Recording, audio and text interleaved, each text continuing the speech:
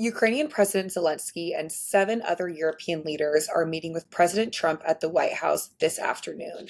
Ben, what are the expected outcomes from the summit? So I still remain cautiously optimistic. I think there's a lot of noise right now. And it's actually a good news sign that there is a summit, that so many European leaders are coming with Zelensky. And what's happening right now is a high stakes game of bargaining, right? So the Europeans and Zelensky are trying to ensure that President Trump understands that you just can't trade away another sovereign nation's land for nothing.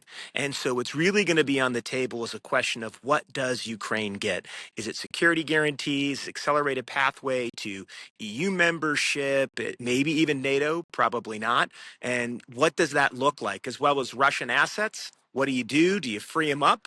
As well as actually, the First Lady sent this letter about the kids. Do we actually return these thousands of Ukrainian children that were kidnapped? So all of that is on the table. So it's not just stop the war and let Putin hold the land even more than he's already taken, but you actually have some other side of the deal. So, what would security guarantees need to look like for Ukraine? Couldn't think of a better place to answer this question than 29 Palms, California, right here, and a Marine base. So, my lab has actually spent the last 6 months digging into what security guarantees would look like. And we've done pieces in our strategic headwind series on ground force composition, air, sea, cyber, and space. And really, to put it bluntly in perspective, any security guarantee has to cover all those domains. You could have a multinational force, even if just a training force in Western Ukraine, so you can free up Ukrainian forces to monitor the new contact line with the Russians, a new demilitarized zone in Europe. You're going to need an air policing mission.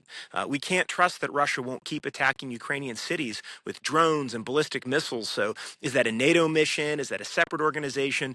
And you're going to need something in the Black Sea to monitor how they've been using it. Now, truly unique for 21st century warfare is this is also going to extend into space and cyberspace. So will you have contracts for commercial satellite imaging that help monitor the demilitarized zone?